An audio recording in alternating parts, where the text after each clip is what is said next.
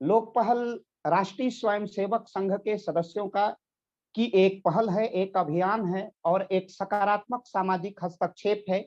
लोक पहल राष्ट्रीय स्वयंसेवक संघ के सदस्यों के फलस्वरूप अपना स्वरूप और आकार ग्रहण किया है। इसके संयोजक प्रयाग विश्वविद्यालय से डॉक्टर वीके सिंह हैं।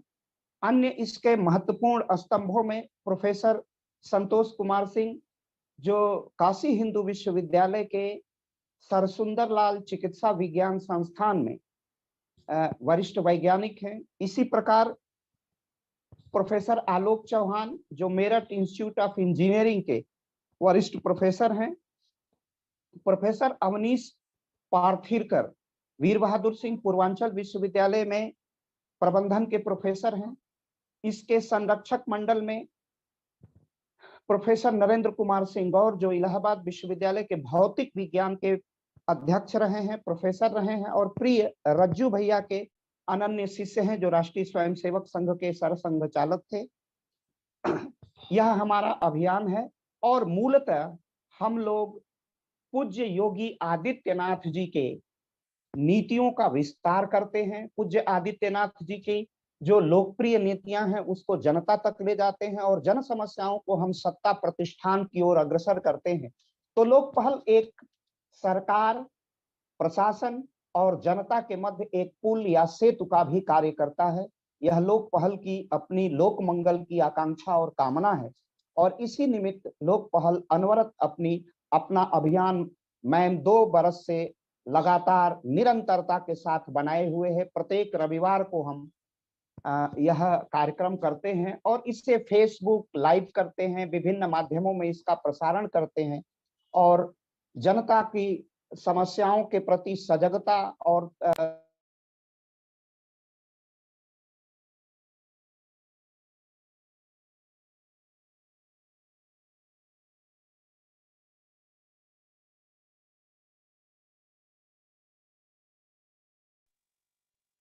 मैं क्षमा चाहूंगा, एक फोन के कारण डिस्टरबेंस हो गया था।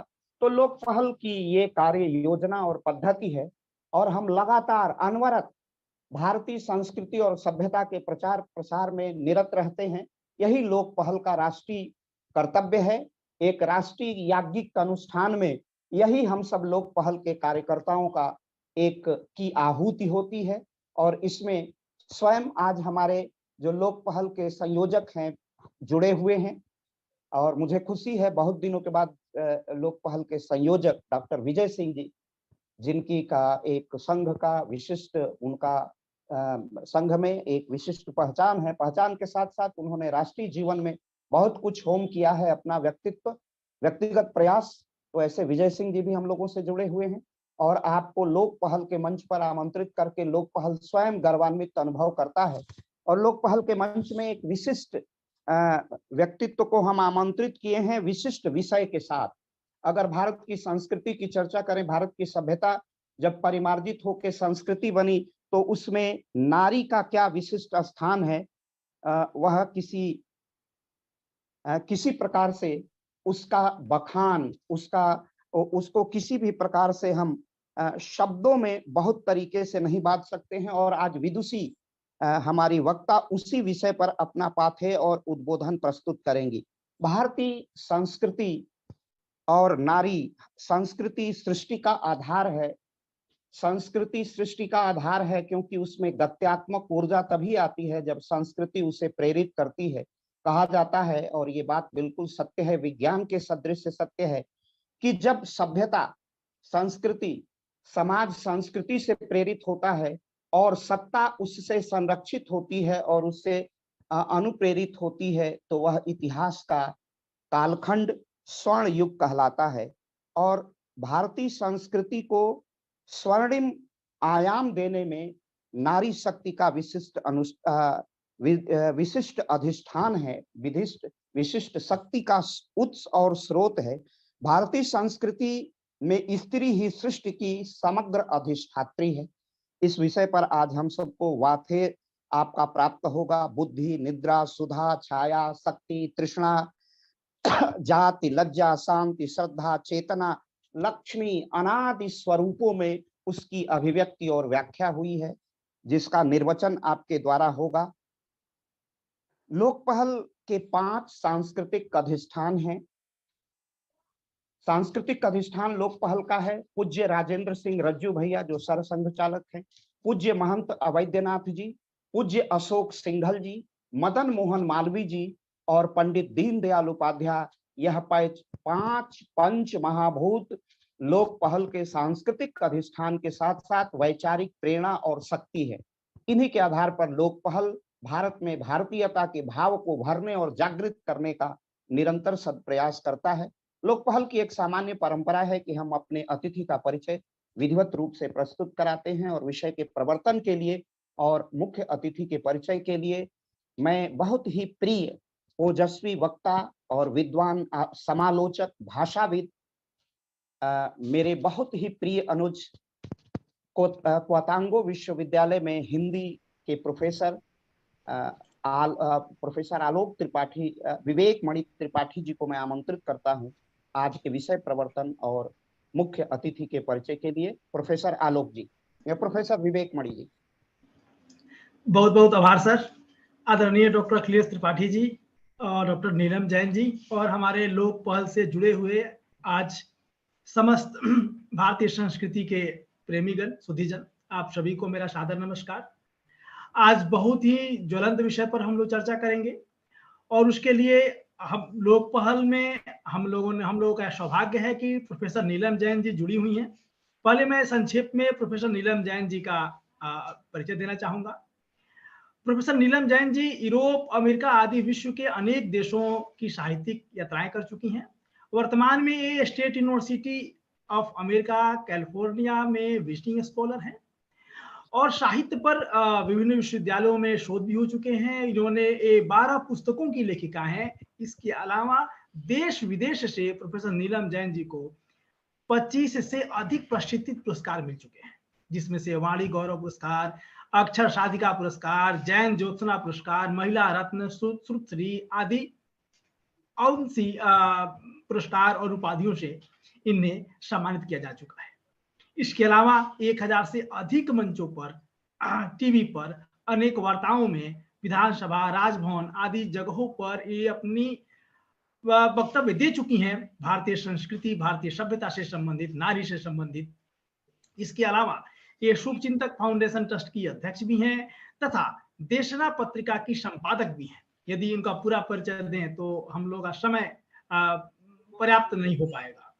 तो यह हमारा सौभाग्य है कि आज मैम का समय हम लोगों को मिला है और हम लोग मैम ने हमें आसानी से समय भी दे दिया इस विषय पर बात करने के लिए।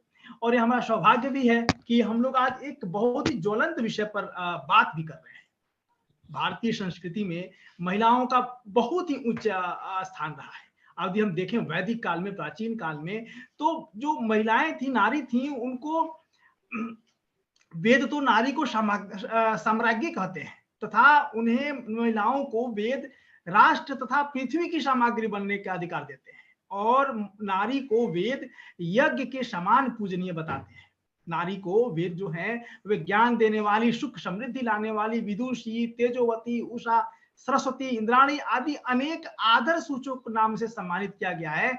और नारी के लिए कई नाम है, शब्दों का प्रयोग किया जाता है, जैसे स्त्री शब्द है। तो स्त्री शब्द की व्याख्या करते हुए महर्षि पतंजलि जी कहते हैं कि अस्यास्यति अस्याम गर्भ इति स्त्री, अर्थात उसके गर्भ, उसके भीतर गर्भ की स्थिति होने से उसे स्त्री कहा गया है। स्त्री को ब्राह्मण, नारी को ब्राह्मण भी कहा गया है। ऋग्वेद में लिखा गया है कि स्त्री ही ब्रह्मा बहुविधम, जिसका अभिप्राय है कि जो नारी है वह स्वयं विदुषी होते हुए भी संतान को सुशिक्षित करती है। इसीलिए नारी को ज्ञान विज्ञान में निपुण होने के कारण नारी को ब्रह्म की संज्ञा दी गई है, जो कि स्वयं ज्ञान का अधिष्ठाता है। नारी को महिला के नाम से भी सूचित किया जाता है। मह का अर्थ, महिला 2 शब्दों से बनकर बना है, मह, इल और आ।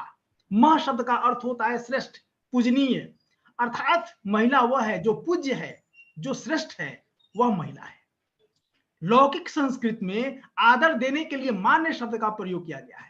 ऋग्वेद में मेना शब्द का प्रयोग हुआ है नारी के लिए है, नारी के लिए प्रयोग किया गया है और कहा गया है यास्कृत निरुक्त में कि मान्यन्ति एनः पुरुषः, अर्थात पुरुष इनका आदर करते हैं इसलिए इनको नारी, इसलिए इनको मेना कहते हैं। और नारी शब्द स्वयं अपने आप में बहुत सारगर्भित अर्थ रखता है। नारी शब्द नृ धातु से बना है जिसका अर्थ होता है गति करना, अर्थात क्रियाशील होने के कारण, गतिशील रहने के कारण यह नारी कहलाती है। तो और हमारे तो वेदों में, हमारे पुराणों में नारी को उषा की संज्ञा दी गई है और सूर्य को नर की।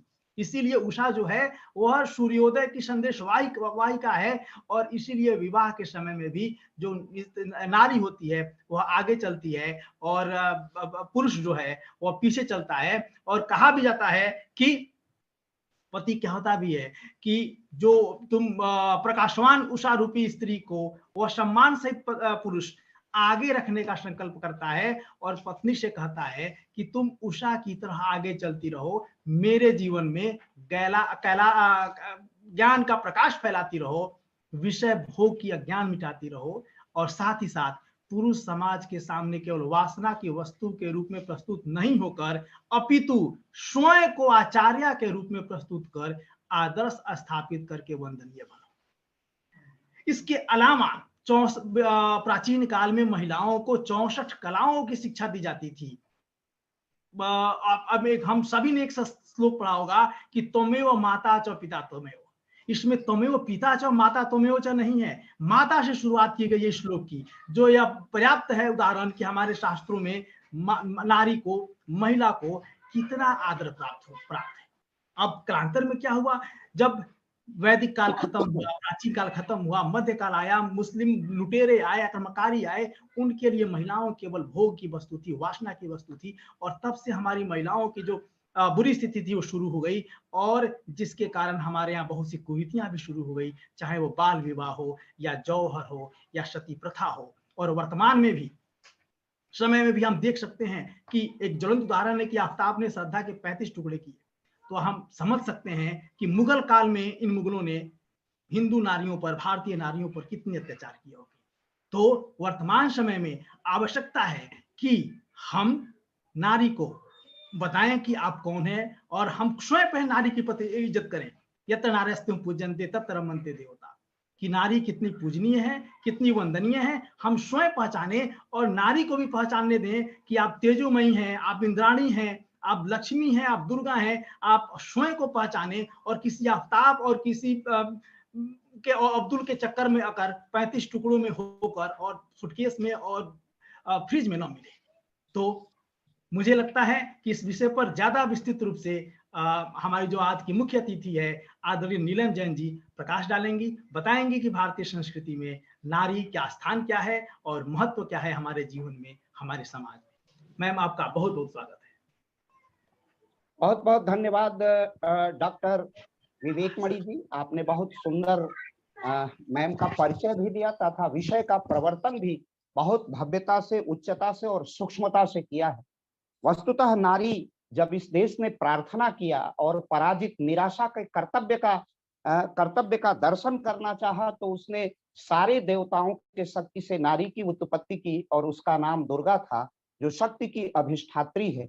लेकिन वर्तमान समय में आज के विषय को स्वयं मैम ने और आप लोगों ने, दोनों ने मिलकर इतना सुंदर निर्धारण किया कि आज नारी की स्थिति और उसकी भारतीयता को निर्धारित करने के लिए विषय अत्यंत प्रासंगिक है। और उस विषय पर आपने संकेत भी किया है कि नारी अगर अस्मिता के बोध को और अपने सौंदर्य बोध को, विचार बोध को जितना जागृत करेगी, नारी की अपहानि नहीं होगी, नारी का उन्नयन होगा। मैं बड़े समादर के साथ लोक पहल के इस मंच पर पाथेय के लिए आमंत्रित कर रहा हूं प्रोफेसर नीलम जैन को। मैम, आप अपना उद्बोधन प्रस्तुत करें।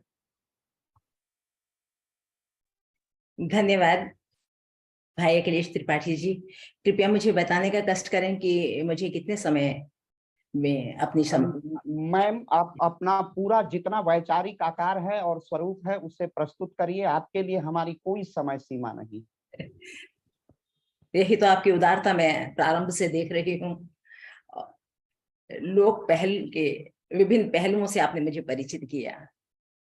भाई विवेक मणि जी और अखिलेश त्रिपाठी जी, भारतीय संस्कृति और नारी, इसके तटबंधों में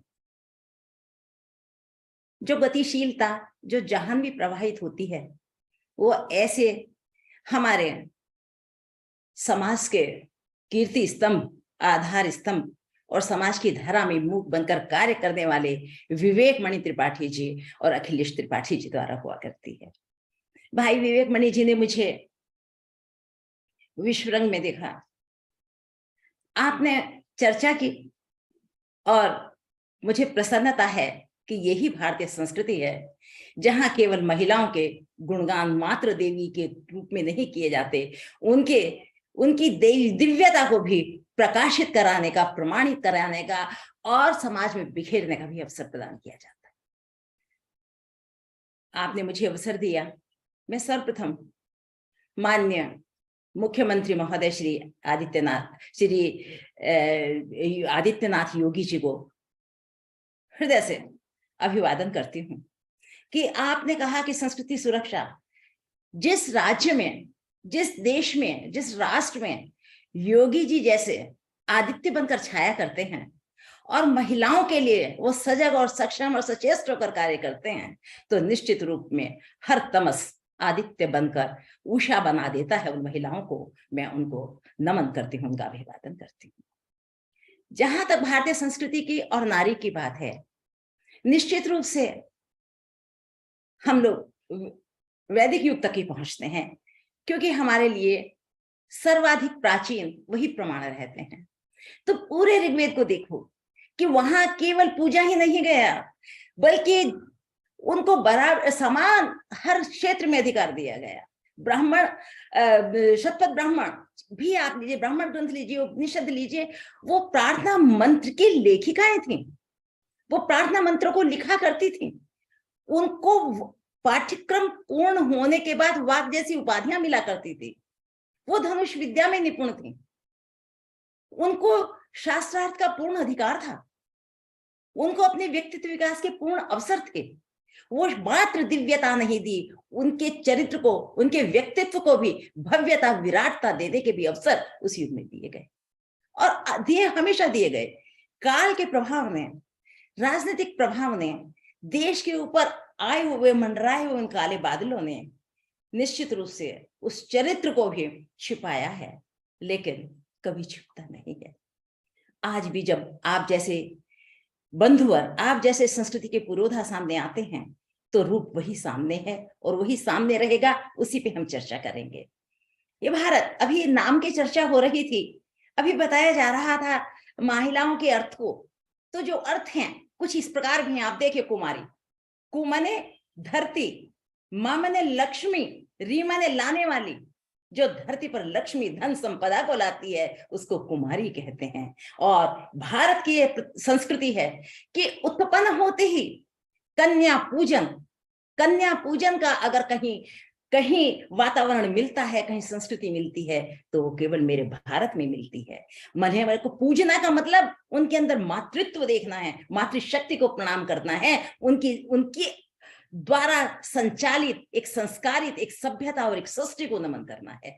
तो कन्या पूजन, कुमारी कहा उन्होंने। महिला, जिन शब्दों की व्याख्या विवेक भैया ने की, तो देखिए विवेक जी, महिला, मां माने ममता, ही माने हिम्मत, ला माने लाज। जिसमें ममता, हिम्मत, लाज होती है, वही महिला हुआ करती है। दुहिता, जो दो कुलों के हित की रक्षा करती है, वो दुहिता हुआ करती है। तो सारे नाम जितने सुता, अंगना, अबला वो नहीं है जो बलहीन होती है। अबला वह है कि जो अपने सामने किसी को बलहीन नहीं रहने देती, वो सब पुरुषों को, पति को, पुत्र को, सबको बलवान बनाया करती है। उसका नाम हुआ करता है अबला। तो हमारी भारतीय संस्कृति में अगर किसी भी युग में देखें, कई बार कुछ ऐसे आक्षेप, कुछ ऐसे उदाहरण हमारे सामने दे दिए जाते हैं। जैसे सीता का उदाहरण दे दिया जाता है, जैसे द्रौपदी का उदाहरण दिया जाता है कि बैठकर सभा में ऐसे लोगों ने देखा या सीता के साथ ऐसा हुआ। लेकिन मैं जब अपने परिप्रेक्ष्य से राम की जगह स्वयं को खड़े होकर देखती हूँ, भीष्म की जगह स्वयं को खड़े होकर देखती हूँ, तब मुझे उसमें दो पराकाष्ठा दिखती हैं। यदि द्रौपदी का चीरहरण होता है तो वो अमर्यादा की पराकाष्ठा है जिसका अंत महाभारत हुआ करता है।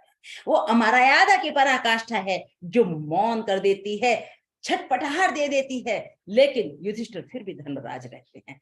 और इसके साथ जब सीता का आप ये देखिए, ये दो महिलाएं हैं जो सभा में लाई गई, द्रौपदी सभा में लाई गई, सीता सभा में लाई गई।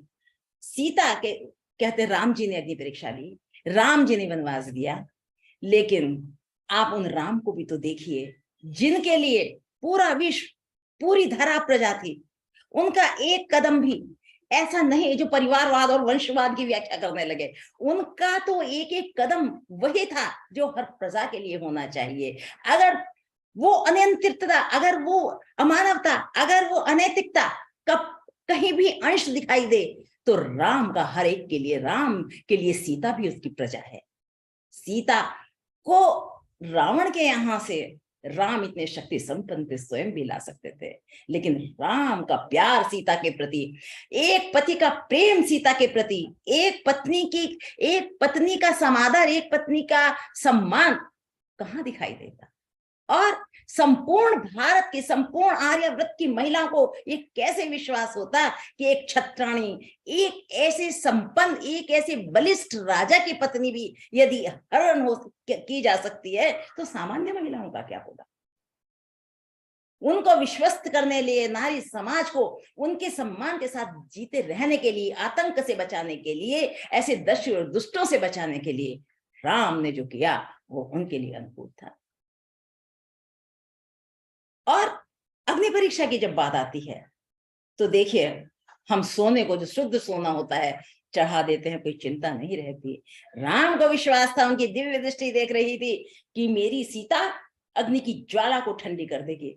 ये तो वो अग्नि है जिसके अंदर अग्नि भी सिर झुका देगी, अग्नि भी नमन कर देगी, और यही उनको दिखाना था, इसी तेजस्विता को उनको प्रकट करना था। ये भारतीय संस्कृति है जहां किसी के लिए भी, परिवार का कोई भी सदस्य हो, कानून हल्का नहीं हुआ करता, उसके लिए वही राजाज्ञा सभी के लिए हुआ करती है। ये भारत की संस्कृति है। तो भारत की संस्कृति की जब बात करते हैं तो मैं पूर्व विदेशों में जब जाती हूँ तो मेरे माथे की बिंदी, मेरे गले का मंगलसूत्र और मेरे पैरों के बिछुए सारी दुनिया को बता देते हैं कि मैं कहां से आ रही हूँ।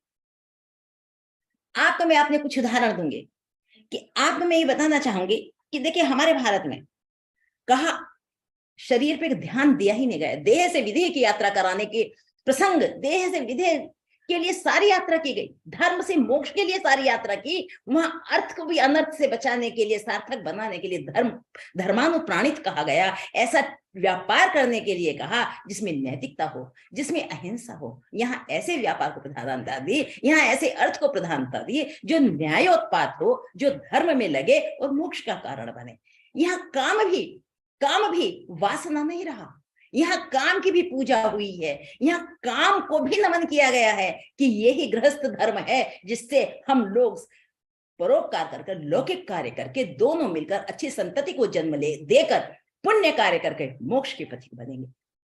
तो ये भारत की संस्कृति है। यहाँ महिलाओं को वासना के रूप में नहीं देखा गया। अगर वासना के रूप में देखा जाता, वासना, देखिए मैं ये कहती हूँ, लोग ऋषि मुनि जो वीतरागी, जिन्होंने अपने घर बाहर छोड़ दिए, संसार के सब साधन छोड़ दिए, तो लोक का ज्ञान, सर्वज्ञ वीतरागी पुरुष, वो महिलाओं के अगर लिए कुछ कहते हैं तो उनको क्या द्वेष है महिला से। अगर हम अपने एक बच्चे को समझाते हैं तो अगर किसी गलत रास्ते पर है तो उनका तो उद्देश्य ही था कि ये भी, इनका भी जो दिव्यता है, इनके भी जो सद्गुण है वो सामने बने रहने चाहिए। ऐसा हो सकता है, इस प्रकार का हो सकता है, ऐसे मार्ग से बचाने के लिए महिलाओं को उन्होंने सावधान रखा।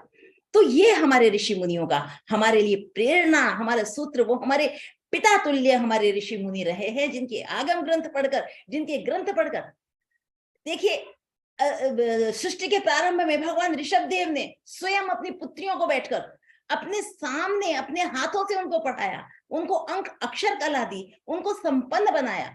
और शिक्षा ये नहीं, देख शिक्षा हमारे यहाँ का विद्या, सा विद्या या मुक्त है, वहां शिक्षा दी जाती, वहां विद्या दी जाती थी।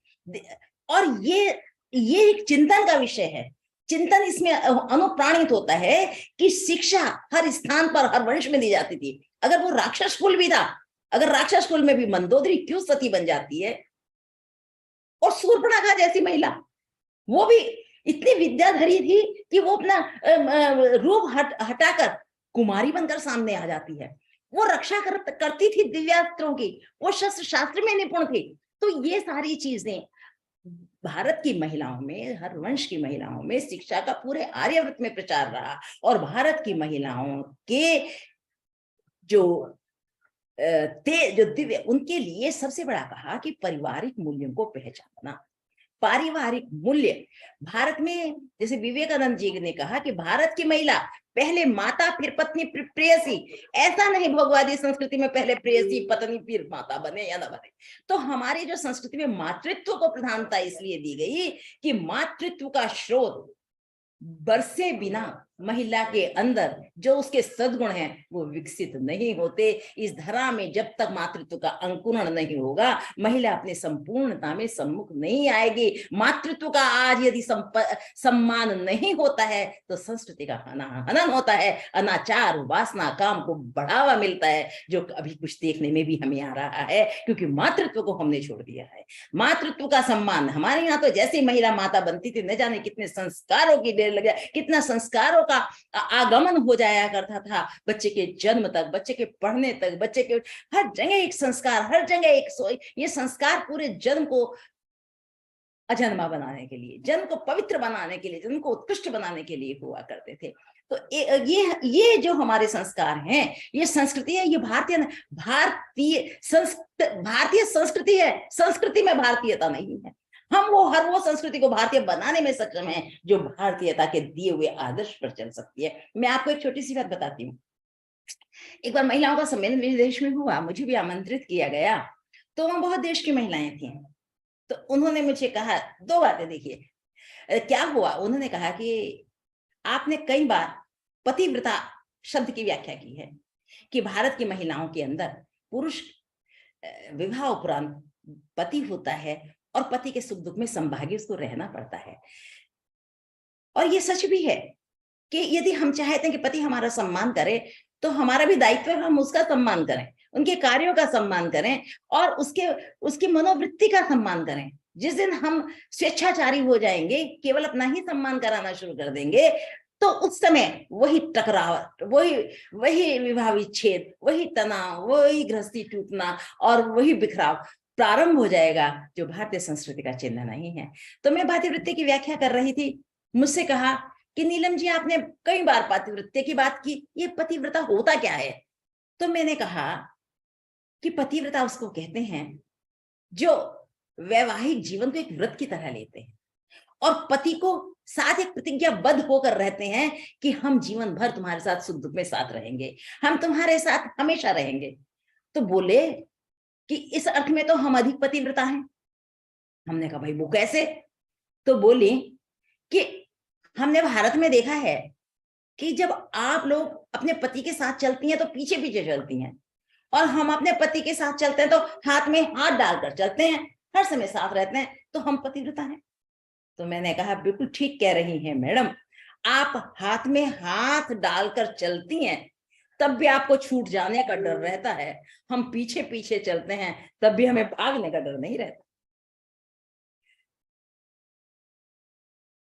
तो ये हम किस गौरव से कहते हैं, किस अधिकार से कहते हैं? क्योंकि हमारे रक्त में संस्कार हैं, हमारे रक्त में पातिव्रत्य है, हम वैवाहिक संस्था का सम्मान करते हैं। तो भारत की संस्कृति में ये सब ब्रह्मवादिनी सत्यवधु कहाँ नहीं था, क्या नहीं था? हम क्यों भूल जाते हैं कि हमारे लिए तो अध्ययन सब सर्वोपरि बता दिया गया था। विवाह से पूर्व यदि हम अध्ययन कर रहे हैं तो सत्यवधु शब्द सामने आता है, बाद में ब्रह्मवादिनी बनी, ऋषिकाएं बनी।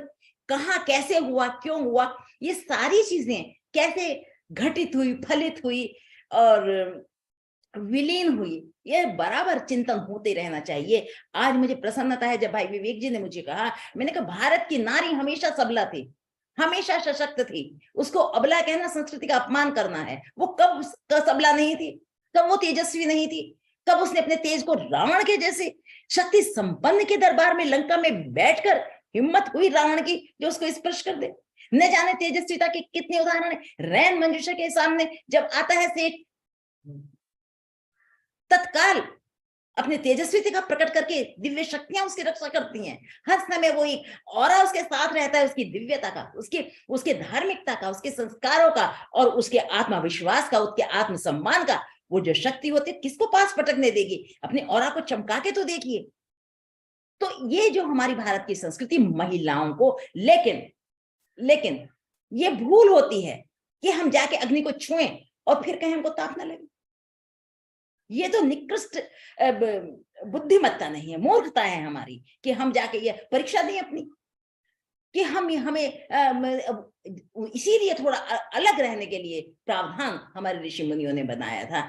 और कितनी व्याख्याएं की थी कि देखो ईश्वरी का शब्द वो पहले ही देख गए थे, आज से हजारों साल पहले देख गए थे कि सबसे ज्यादा खतरा उनसे है कि जो विवाहित होते हुए भी दूसरे पुरुषों के साथ, या वो पुरुष जो विवाहित होते हुए भी दूसरी स्त्रियों के साथ रमण करते हैं, जो ऐसी भोगवादी संस्कृति को जन्म देते हैं, वो सबसे निकृष्ट है। वेश्याएं, गणिकाएं, ये जो बनी, ये चाहे आर्थिक विवशता रही, चाहे वो जन्मना बनी, चाहे वो कर्मणा बनी, ये अलग पक्ष है, लेकिन वो घोषित थी। लेकिन जो अघोषित ऐसे पाप कर्म करती है उसकी तो निंदा की गई। चाहे पुत्र, भगवती आराधना में कितना सत्य कहा कि जो गुण महिलाओं के लिए जिसम का रस विस्तार है, जो पुरुष के गुण हैं वो स्त्री के भी गुण हैं। अगर जो पुरुष के गुण हैं, वो जो स्त्री के गुण हैं, वो पुरुष के भी अवगुण हैं, वो निम्न पुरुषों के भी अवगुण हैं। तो कहीं भी ऐसा, वहां तो आत्मा को एक कहा गया, ना वो स्त्री है ना पुरुष, न अजन्मा है, वो किसी भी आकृति की नहीं है, वो निराकार है। तो जब आत्मवादी संस्कृति है जो आत्मा को देखती है, उसके लिए कहाँ स्त्री पुरुष? स्त्री पुरुष तो उनके लिए होते हैं जो देह का चश्मा लगाकर चलते हैं, जो भोगों का चश्मा लगा के चलते हैं, जो वासना और काम का चश्मा लगाते हैं, जिनके लिए शरीर ही सब कुछ होता है। ये तो वो भारत की संस्कृति है जहां आत्मा के लिए तपस्या होती है, आत्मा को प्रांजल रखा जाता है। और शरीर चूंकि जैसे अपना लैपटॉप अब सामने है, हार्ड डिस्क है, अंदर सॉफ्टवेयर है, लेकिन दोनों का ही संचरण सही होना चाहिए, दोनों का ही फंक्शन ठीक होना चाहिए। इसलिए आत्मा शुद्ध रहने के लिए उत्प्रेरक कौन है? हमारा शरीर। इस शरीर से यदि हम गलत कार्य कर रहे हैं, इस शरीर को हम पंख में डाल रहे हैं और इस शरीर से दुर्गुणों का भंडार भर रहे हैं, दुष्कर्म कर रहे हैं, तो आत्मा पे तो बोझ डाल रहे हैं। तो बराबर आत्मा को देखने का, आत्मा को जानने का, आत्मा को समझने का प्रयास ऋषि मुनियों ने कराया है। और इसीलिए ऋषि मुनियों ने महिला को, जिस महिला ने जहां भी जरा सी जंजीर को तोड़ा है वहीं वो फंसी है। अब बात, कितने प्रसंग ऐसे हैं, देखिए प्रगतिशीलता का दंभ आज महिलाएं यदि भर रही हैं तो समझ लीजिए उन्होंने भारतीय संस्कृति को पढ़ाई नहीं है। कई जैसी कई सर्व कला संपन्न महिला और रथ संचालन में, आज हम गाड़ी चलाने वाली, कार चलाने वाली महिलाएं में प्रगतिशील लगती हैं, लेकिन सुलोचना को क्या कहेंगे, केकई को क्या कहेंगे, जो रणांगण में मिलिट्री की ड्रेस पहन के जाया करती थी, जो युद्ध विद्या में निपुण थी, हम उनको क्या कहेंगे? हम क्या कहेंगे उस विशल्या को जिसके जन्म मात्र से ही रोग ठीक हो जाया करते थे? क्या नहीं थी महिलाएं ऐसी सुंदरी गणितज्ञ, जिसके गणित के दिए हुए सूत्र जो संचालित आचार्यों के द्वारा हुए, आज विश्व के सब मैथमेटिशियन उनको मान्यता देते हैं। क्या नहीं था भारत में? भारत ब्राह्मी जिनके नाम से कहते, ये तो खैर शोध का विषय है, लेकिन इस तरह की लिपि और इस तरह की शिक्षा, इस तरह के अंकों से एक पूरा साम्राज्य स्थापित करने वाली महिलाएं इस देश की, वो हमारी गौरव, उनको क्यों भूलते हैं? हम किनको आदर्श? देखिए हमेशा कहा गया आदर्श अपना सही रखो, जहां आदर्श से भटके तो आप अपने कर्तव्य से, अपने व्यक्तित्व से, अपने कार्यों से, सभी से भटक जाएंगे। आपका आदर्श क्या है? आपका आइडल क्या है? आप चाहते क्या हैं? आप मानते क्या हैं? आप करते क्या हैं? इसीलिए एक विधान पूरा सुबह से बनाया गया कि आप सुबह भगवान का नाम लेके उठिए, आप अपने ये वाले कर्म करिए, आप इस तरह से अपना जीवन बिताइए, आप सद्गुणों में रहिए, आप गुणग्राहकता में रहिए। ये इसीलिए था कि एक बाढ़ एक लगी रहे, जिसके आपके अंदर की फसल सद्गुणों की महकती सुवासित होती रहे, एक चंदनी आभा सर्वत्र विस्तृत होती रहे। तो देश है ये, मंदोदरी राक्षस कुल में जन्म ले लेकिन अपने गुणों के कारण सती बन जाया करती है। तो हमारी इस भारत की इस संस्कृति को हम बताइए, हम किसने निर्णय बनाया? क्या करें? ये बीच बीच में जो आए, माना कि ये प्रथाएं जो आई कि वो सब जो प्रथाएं आई, उनमें भटकना, अटकना, ये हमारा धर्म नहीं। ये काल का प्रभाव है और काल के कारण हीनता आएगी। ये ग्रंथों में भी लिखा हुआ है कि व्यक्ति ऐसी ही नहीं हीनता आएगी, ऐसे ही नहीं इसको कलयुग कहा जाएगा। कलयुग हमारे कारणों से, हमारे चिंतन से, हमारे दुष्कर्मों से कहा जाएगा। युग की ताकत है, लेकिन मनुष्य की भी ताकत है। इसी कलयुग में भी तो सतयुगी जन्म ले रहे हैं, इस युग में भी तो अच्छे अच्छे पुरुष जन्म ले रहे हैं, अच्छी अच्छी महिलाएं जन्म ले रही हैं।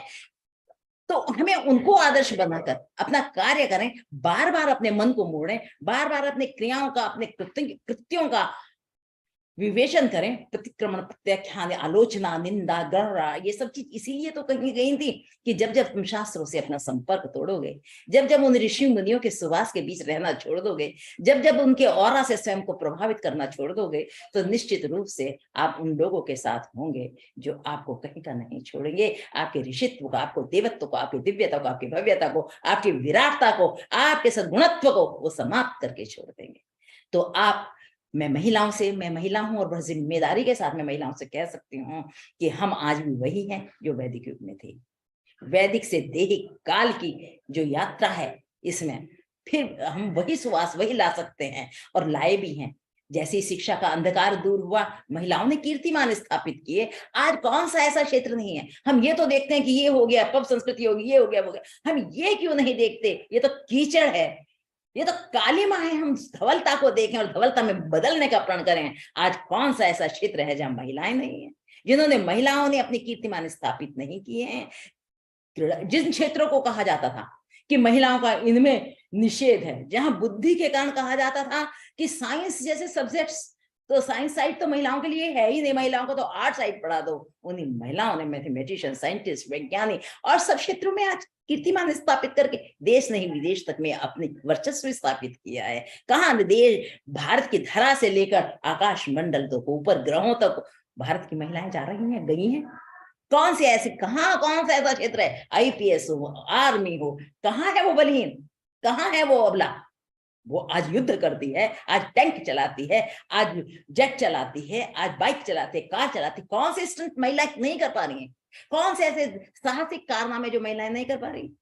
तो बार बार उनके व्यक्तित्व पर हमला करना ये उन्हीं पुरुषों का काम है कि जो महिलाओं के अंदर की दिव्यता को तमस में घेरना चाहते हैं, वासना में घेरना चाहते हैं, कामुकता में घेरना चाहते हैं। ये वो लोग नहीं हैं कि जो महिलाओं के इन गुणों की प्रशंसा करें, महिलाओं के इस रूप की प्रशंसा करें, जिसने मैं यही कहूंगी कि भले ही आज फिल्में हैं, टेलीविजन है, ये धारावाहिक हैं, विज्ञापन है, जिसके आंकड़े भी आते हैं कि महिलाओं की देह को प्रदर्शित किया जा रहा है, महिलाओं को ऐसा बना के छोड़ दिया है, महिलाओं को ऐसा करके छोड़ दिया। मैं भी सब देख रही हूँ, सब कुछ दिखता भी है, लिविंग रिलेशनशिप भी दिख रही है, डबल इनकम किड्स नो भी मैं देख रही हूँ, क्या क्या नहीं देख रही हूँ। पूरी दुनिया में जाती हूँ, सारे विश्व को देख रही हूँ, लेकिन ये भी देख रही हूँ कि विदेशी महिलाएं आज फैमिली वैल्यूज को भी समझ रही हैं।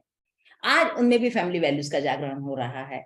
कई बार ऐसे भावुकता भरे क्षण भी मैंने उनके देखे हैं, जब उनको पीड़ा होती है कि कौन सा ऐसा क्षण था कि हमने अपने घर को तोड़ दिया। जब मैं कभी अपने ग्रैंड किड के साथ जाती हूँ किसी क्लास में, और जब वो देखती हैं मुझे, तब उनकी आंखों में पानी आ जाता है। वो कहती है कि सचमुच परिवार में हम आज जो पीड़ा सह रहे हैं, काश हमने प्यार से वो सह लिया होता तो हमारा घर बस गया होता। तो ये सारी चीजें हैं।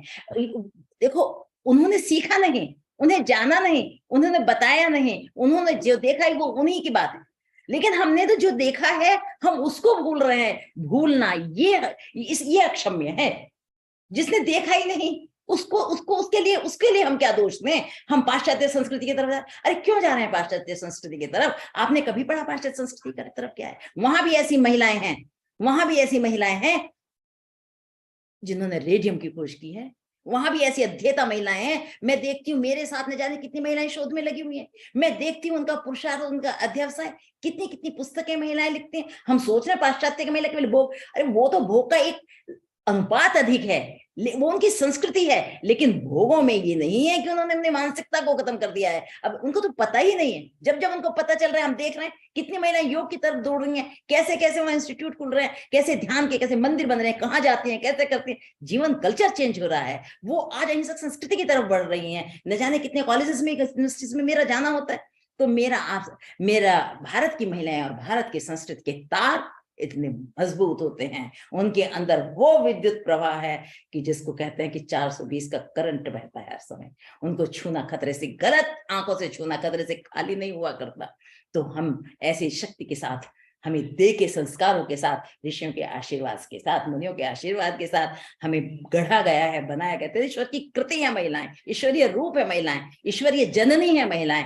जिस ईश्वर को अपनी कोख में महिलाएं पालती हैं, तो क्या वो ईश्वरीय नहीं है?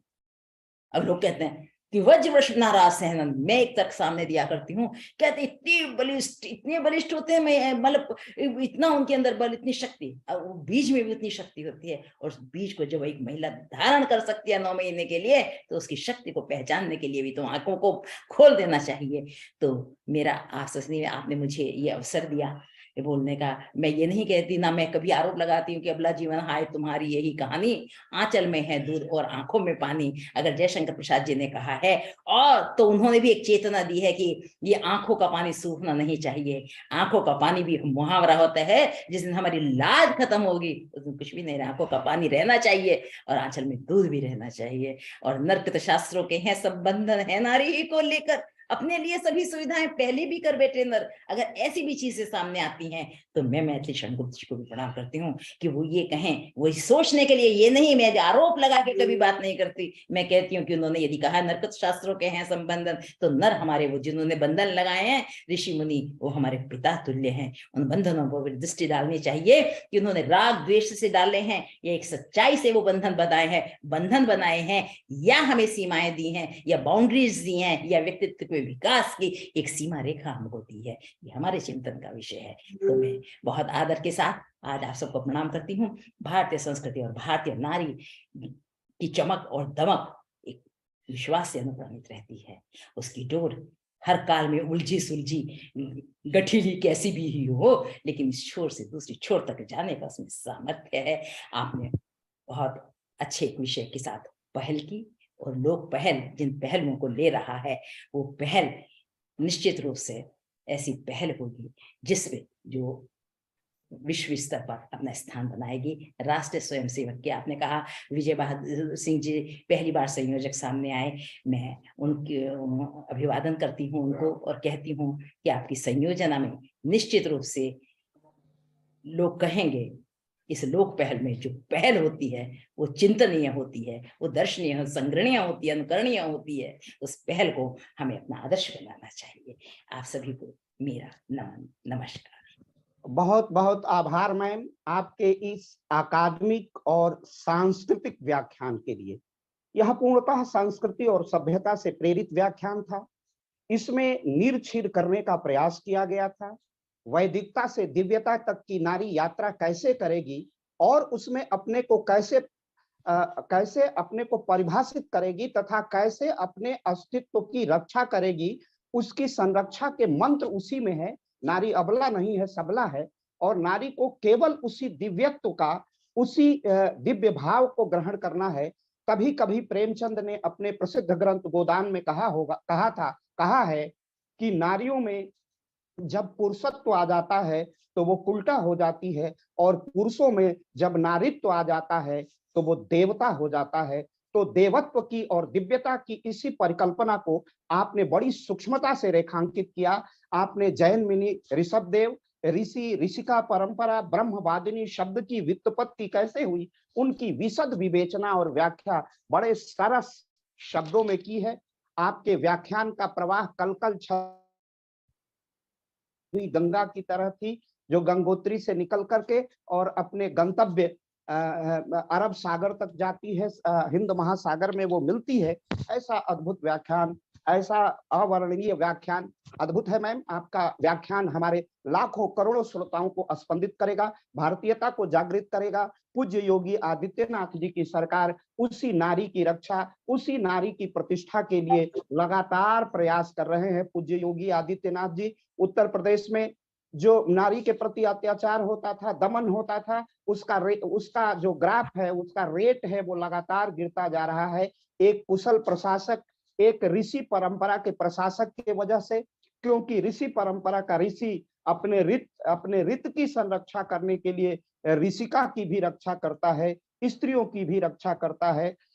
और देवता वहीं रमण करेंगे जहां नारी का सम्मान होगा, जहां सीता के बिना राम अधूरा है और राम के बिना सीता अधूरी है, और दोनों का संयुक्त नाम होता है राम। हे सीते कहते हैं तो सीता हमेशा राम राम का जप करती है। यह वही सभ्यता और संस्कृति है जिस नगरी में, अयोध्या में हमारा गौरव प्रतिष्ठापित हो रहा है, संस्कृति का नया बोध जागृत हो रहा है।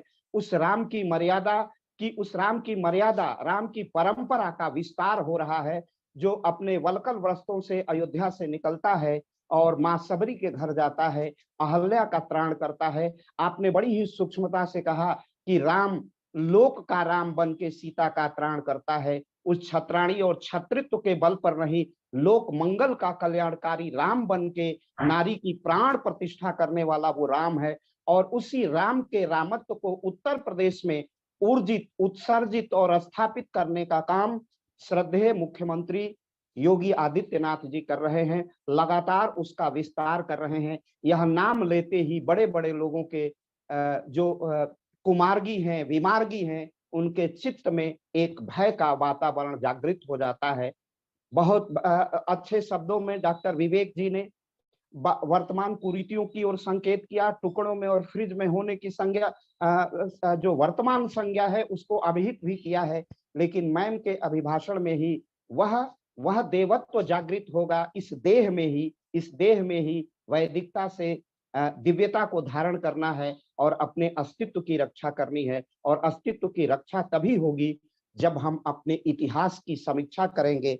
और मैम ने कहा है कि संपूर्णता में नाश देखने की जरूरत है। आपने कहा हमारे यहाँ अगर अपाला, घोषा, अथर्वा की परंपरा है तो वहां भी मैडम क्यूरी की परंपरा है। चैतन्य को हम पाश्चात्य और प्राच्य में नहीं बांट सकते। हम जिंदा इसीलिए हैं कि हमारे पास एक बहुत मजबूत संस्कृति है, और यह संस्कृति के बल पर ही कितने संकट आए हम झेलते रहे, वर्तमान के भी संकट झेल रहे हैं और सभ्यता के सन्मार्ग को लगातार प्रेरित कर रहे हैं। यह वही देश है जहां गायत्री मंत्र की उपासना की गई, वह भी गायत्री स्त्री के रूप में ही है। वह जो ब्रह्म की शक्ति है वह जागृत होती है स्त्री के रूप में ही है। वह अपने मातृत्व को धारण करके विश्व की विशिष्ट शक्ति हो जाती है। वह बोध तभी होगा जब विवेकानंद के शब्दों में पहले वह स्त्री हो, पहले वो माँ होगी, तब पत्नी होगी, तब प्रेयसी होगी। माँ महत्वपूर्ण है और इस शब्द में जितनी शक्ति और सामर्थ्य है वह इस देश की संरक्षा करेगी। मैम आपका बहुत बहुत आभार। डॉक्टर विजय सिंह जी अगर मुझे सुन रहे हैं तो कृपया अपने ऑडियो को और वीडियो को ऑन करें। डॉक्टर विजय सिंह जी, विजय सर अगर मुझे सुन रहे हैं।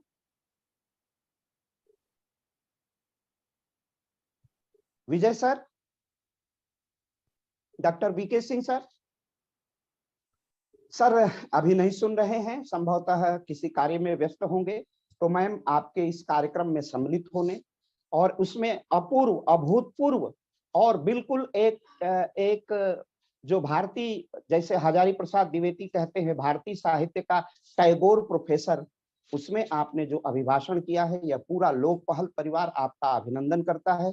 मैं पूरे लोक पहल परिवार की तरफ से, डॉक्टर विजय सिंह अपने संयोजक के तरफ से, अपने महनीय कार्यकर्ताओं की तरफ से, मुख्यमंत्री उत्तर प्रदेश श्रीमान योगी आदित्यनाथ जी की तरफ से आपका हम हृदय से आभार व्यक्त करते हैं, अभिनंदन करते हैं। और इसके साथ निवेदन भी करते हैं कि मैम जब जब भारतीय संस्कृति सभ्यता की व्याख्या करने का प्रश्न होगा तब हम आमंत्रित करेंगे, क्योंकि व्याख्या और निर्वचन से ही अतीत का शाश्वत सत्य वर्तमान में जो धुंध में फंस जाता है उसका चैतन्य जागृत नहीं हो पाता है।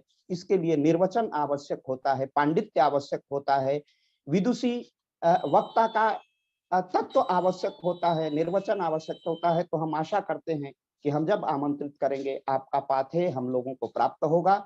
इसके साथ ही मैं अपने प्रिय अनुज और चीन के विश्वविद्यालय में हिंदी और चीनी भाषा के भाषाविद प्रोफेसर डॉक्टर विवेक मणि जी का भी हार्दिक अभिनंदन और स्वागत करता हूं कि हमारे कभी भी किसी अनुरोध को ना ही शब्द तो होता ही नहीं है, संभवतः असंभव उनके शब्दकोश से समाप्त हो गया है। और मेरे किसी भी आग्रह निवेदन को वो इतना महत्व देते हैं, जिससे मैं केवल अंतस में अनुभूत कर सकता हूं, शब्दों की अभिव्यक्ति नहीं दे सकता। ऐसे डॉक्टर विवेक मणि का भी बहुत हार्दिक अभिनंदन और स्वागत। आज जितने हमारे प्रिय विद्यार्थी जुड़े हुए हैं, सुन रहे हैं, और जो लाइव प्रसारण में जितने श्रोता हैं, उन सभी का हार्दिक स्वागत और अभिनंदन। इसी के साथ ये आभासी मंच प्रदान करने में जिनका जो तकनीकी सहयोग होता है, ऐसे श्रीमान आयुष त्यागी जी का भी हम स्वागत, अभिनंदन और आभार की अभिव्यक्ति करते हैं। मैम, आप इतने व्यस्ततम समय में से इतने महत्वपूर्ण देश से, हम तो अपने को मानते हैं विश्व गुरु, लेकिन फिर भी इस विश्व गुरु की परिभाषा को संयुक्त राज्य अमेरिका के लोगों को भी परिचित कराने में जो आपका महनीय योगदान है, भारतीयता को वहां भी ध्वनित करने, प्रज्वलित करने, उस ज्ञान के लिए, उस विवेक को जागृत करने के लिए आपका जो व्यक्तित्व और कृतित्व है, उसमें भारतीयता है और उससे भारत चमकता है, उसके लिए भी आपका बहुत बहुत आभार। आप वहां से जुड़ी, अपने महबूल समय को दिया, इसलिए बार बार आपको प्रणाम, बार बार आपके प्रति कृतज्ञता और धन्यवाद ज्ञापित करता हूं। मैम, आप इससे लेफ्ट कर सकती हैं, आपका कीमती समय है और वहां अब रात भी हो रही होगी, इसलिए आपको मैं बड़ी विनम्रता पूर्वक प्रणाम निवेदित करके आपसे मैं कहूंगा, मन तो नहीं करता है कि आप लेफ्ट करें हम लोगों से, लेकिन एक समय की मर्यादा है और जीवन का क्रम है कि हमें छोड़ना, बिछुड़ना और मिलना आवश्यक होता है। तो इसी नैसर्गिक क्रिया से आपको प्रणाम करते हुए आपको लेफ्ट करने का अनुरोध कर रहा हूं और मैं अपना पूरे लोक पहल परिवार की तरफ से आपको प्रणाम निवेदित कर रहा हूं। आयुष जी, जी जी जी, और आप सभी को मेरा नमन। मुझे अच्छा लगा, मैं आपका संयोजन और संचालन निश्चित रूप से बहुत उत्कृष्ट और हृदय स्पर्शी है। प्रिय भाई विवेक जी के लिए मेरे लिए बहुत बहुत शुभकामनाएं। मैं चाइना में भी जो महिलाओं में सावित्री, सीता, अनुसुईया, लक्ष्मी देखते हैं, उनके नाम बदल रहे हैं, उनका व्यक्तित्व बदल रहे हैं, तो ऐसे मैं भाई का भी अभिवादन करती हूँ। भाई जी जी मैम, बहुत बहुत आभार मैम, बहुत बहुत प्रणाम।